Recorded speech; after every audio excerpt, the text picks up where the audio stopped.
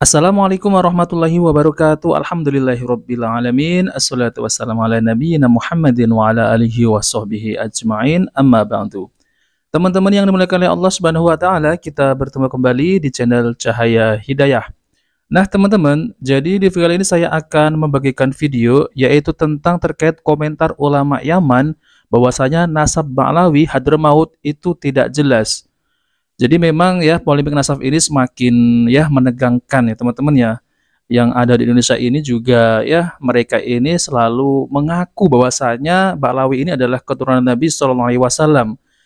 Namun ini ada tanggapan ya teman-teman yang sangat serius sekali tentang ya Habib-habib dari keturunan Ba'lawi ini nasabnya itu tidak jelas.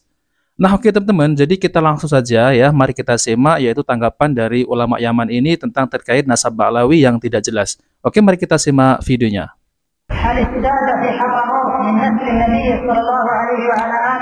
Sallallahu alaihi wasallam.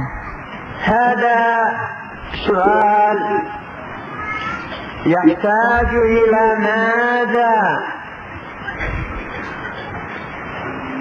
دراسة في السيرة مثل سيرة ابن كثير البداية والنهاية وتواريخ حضرموت.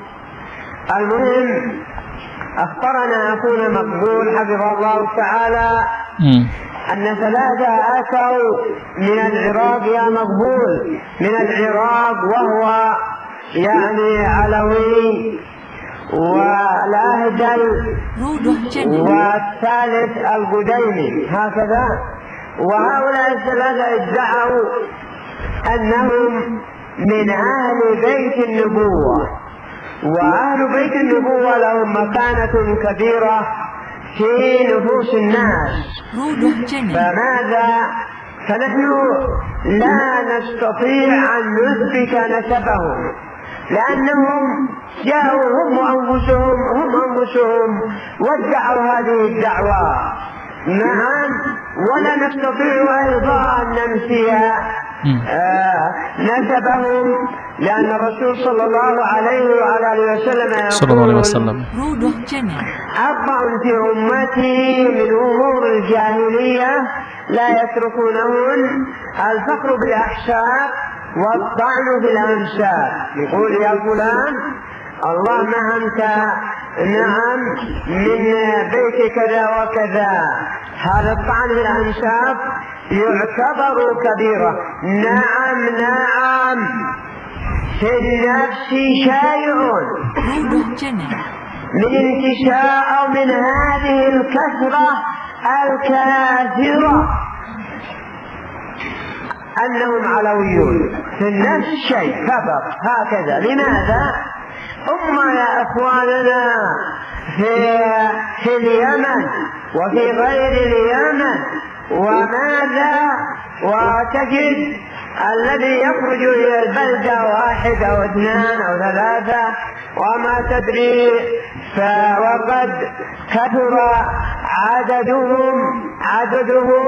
وهناك أمر مغري وهو إكرام الناس لمن ادعى أنه من أهل بيت النبوة. نحن هنا في دماج في ذات مرة ونحن صغار جدا، فماذا أتانا شاب وقال أنا سيد، فاستقبله واحد من أهل دماج نعم وكساه، وما شاء الله ولا ذلك الرجل ليس له أولاد وبقي عنده ما شاء الله. ثم انتهى الحال وإذا هو جزار من جزر سابين أو رازح، قد نسيته. المهم من جزر بلاد خولان. فكثير من الناس ربما يدعون هذه الدعوة، لكن الذين يقال لهم ماذا؟ هذا النسب لا ينفعكم، أين العمل؟ الرسول صلى الله عليه وعلى آله وسلم يقول: من بطأ به عمله لن يسرع به نسبه. ويقول أيضا كما في الصحيح من حديث عمرو بن العاص: ألا إن آل بني فلان ليسوا بأوليائي، إنما ولي الله ورسوله والمتقون.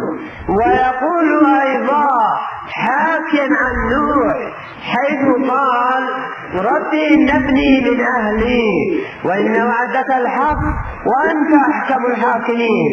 قال: يا نوح إنه ليس من أهلك، إنه عمل غير صالح، فلا تسألني ما ليس لك به علم، إني أعظك أن تكون من الجاهلين.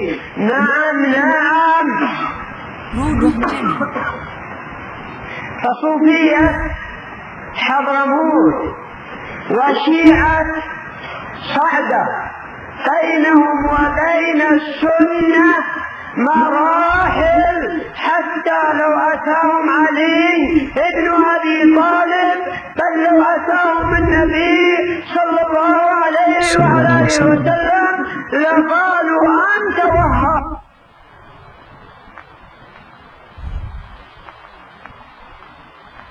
الموتى يدعون غير الله، يعتقدون للأولياء أنهم ينفعون ويضرون مع الله أو من دون الله. يحتاجون إلى ماذا؟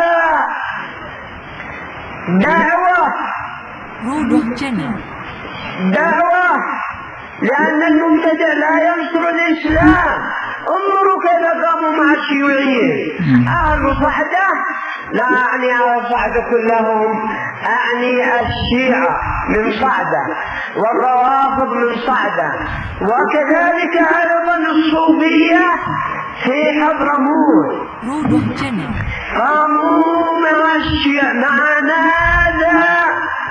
ومن مع الشيوعية ومن أبى إلا أن يستمر على بدعته قلنا له: ارحل إلى إخوانك في إيران، لا تسعك اليمن. وقد ذكرنا نحو هذا في إرشاد الفطن إرشاد ذوي الفطن لإبعاد غلاة الروافض من اليمن. Nah, teman-teman yang dimuliakan oleh Allah Subhanahu wa taala, jadi itulah ya komentar dari ulama Yaman ya, bahwasanya Ba'alawi ini adalah nasabnya tidak jelas. Namun kalau kita lihat ya teman-teman ya, mereka ini adalah ya sufi, tentunya sufi-sufi yang ekstrim gitu ya, yang nyeleneh. Dan mereka ini kalau berceramah itu selalu mengagung-agungkan dari nasab-nasab mereka ya. Tentunya kalau mereka ini keturunan Nabi Shallallahu Alaihi Wasallam yang asli ya teman-teman ya, zuriat Nabi yang asli, tentunya mereka ini mengajak umat, mengajak jamaah, mengajak para muhibbinnya, yaitu untuk berpegang teguh kepada Al-Quran dan sunnah-sunnah Nabi Shallallahu Alaihi Wasallam. Itu sudah jelas ya teman-teman. Namun mereka ini malah selalu menceritakan yaitu tentang terkait ya kewalian dari dato-datonya. Lalu kemudian mereka ini mendoktrin ya agar tunduk, agar bisa mendapat syafaat dari Rasulullah SAW, yaitu dengan mencintai cucu Nabi. Nah, itulah doktrin mereka dan sampai sekarang ini mereka mendoktrin demikian ya, sehingga para jamaah ini tergiur yaitu dengan iming-iming syafaat. Tentunya kalau mereka ini keturunan yang asli ya, tentunya harus menceritakan ya, maksudnya adalah ya menyampaikan dakwah itu berdasarkan dengan Al-Quran dan sunnah-sunnah Nabi Shallallahu Alaihi Wasallam, bukan dengan cerita-cerita kewalian versi mereka. Dengan datuk-datuk mereka ini seakan-akan yang paling mulia, yang paling dekat kepada Allah Subhanahu Wa Taala. Dan itu sama halnya mereka itu ya merendahkan kenabian kerasulan Rasulullah Shallallahu Alaihi Wasallam. Seperti mereka ini mengisahkan kisah-kisah khurafat dari kakek-kakek mereka, yaitu Habib Fulan bisa memadamkan api neraka, bisa mendatangkan ya menurunkan rantai emas dari langit sampai ke bumi. Lalu kemudian ada yang namanya Al-Faqih Al-Muqaddam yang Mi'raj bertemu dengan Allah 70 kali sehari. Dan ini sudah jelas ya teman-teman, adalah kisah khurafat yang dimana mereka ini mengisahkan yang seakan-akan menandingi yaitu mukjizat Nabi SAW.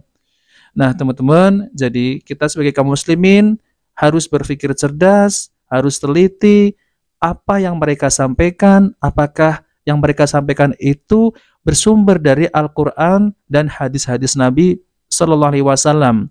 Nah, maka dari itu Rasulullah SAW itu berpesan ya agar berpegang teguh kepada Al-Quran dan hadis Nabi Sallallahu Alaihi Wasallam dan sesuai dengan pemahaman para salafus soleh. Dan itu tidak akan tersesat. Berbeda dengan kaum klan Ba'lawi ini yang mengaku zuriat Nabi Sallallahu Alaihi Wasallam.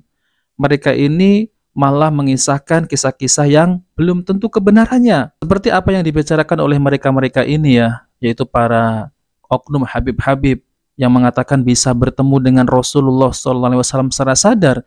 Itu adalah sufi-sufi yang ekstrim, teman-teman ya. Kalau mimpi bertemu dengan Rasulullah SAW, ya itu mungkin bisa terjadi. Namun harus mencocokkan ya apakah benar itu adalah ciri-ciri Rasulullah SAW. Karena setan itu bisa mengaku-ngaku Rasulullah SAW, namun tidak bisa menyerupai wajah Rasulullah SAW. Nah, maka dari itu hati-hati teman-teman ya. Kalau kita mendengar ceramah-ceramah Habib ini yang kalau berceramah itu selalu meninggikan yaitu dari dadotonya, maka tinggalkan.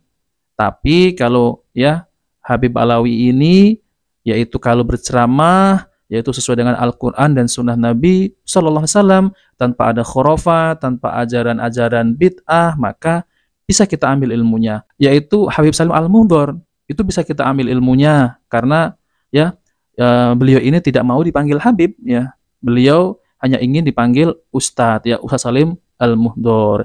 Nah teman-teman yang dimuliakan Allah Subhanahu Wa Taala, jadi itulah ya komentar dari ulama Yaman tentang terkait nasab Ba'lawi ini tidak jelas.